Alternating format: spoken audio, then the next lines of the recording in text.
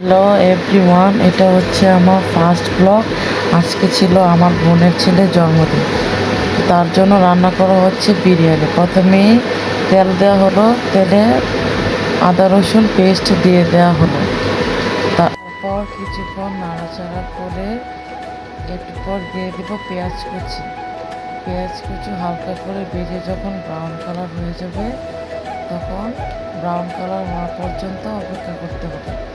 রসুনের সাথে যখন পেঁয়াজটা পুরোপুরি কষানো হয়ে যাবে, তখন একে একে ওর মধ্যে সব ধরনের গুঁড়ো মশলা দিয়ে দেওয়া হবে। প্রথমে মরিচ, তারপরে দেওয়া হবে, তারপরে দিয়ে দেব জিরে গুঁড়ো। জিরে গুঁড়ো দিয়ে কিছুক্ষণ নাড়াচাড়া করা হবে। নাড়াচাড়া করার পর একে একে গোটা গরম মশলা দিয়ে দিয়ে আবারও কষানো হবে। কিছুক্ষণ কষানোর পর দিয়ে দেব মুরগির মাংস।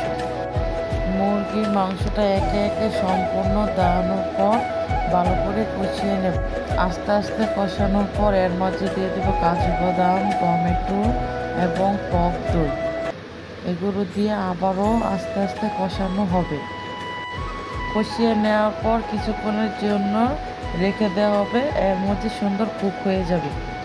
মাংস কুক হওয়ার পর এখন বিরিয়ানির জন্য চাউলটা কুক করে নিতে হবে। এর জন্য প্রথমে তেল দিতে হবে এবং তেলে কুচানো পেস্ট দিয়ে কিছুক্ষণ ব্রাউন কালার করা হবে।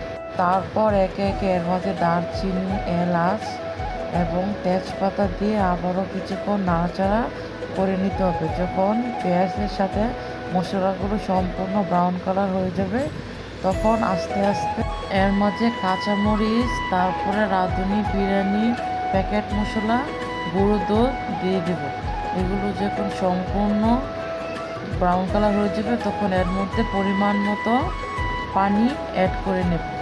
পানি অ্যাড করা হয়ে গেলে পানিটা গরম হওয়ার জন্য কিছুক্ষণ অপেক্ষা করব। এরপরে যে চাউলগুলো মেপে রাখা হয়েছে, এগুলো ধুয়ে সম্পূর্ণ চাউল আস্তে আস্তে ওর মধ্যে দিয়ে দেব। চালগুলো দেওয়া হয়ে গেলে আস্তে আস্তে কিছুক্ষণ নাড়াচাড়া করে ওয়েট করব। এরপর এর মধ্যে বিরিয়ানির মশলাটা সম্পূর্ণ দেওয়া হবে। কিছুক্ষণ পর মাংসটা অ্যাড করে দেব। মাংস অ্যাড করার পর চুলায় কিছুক্ষণ রেখে আমাদের বিরিয়ানি সম্পূর্ণ কমপ্লিট। আজকের ব্লগ এই পর্যন্তই। সবাই সুস্থ থাকবে।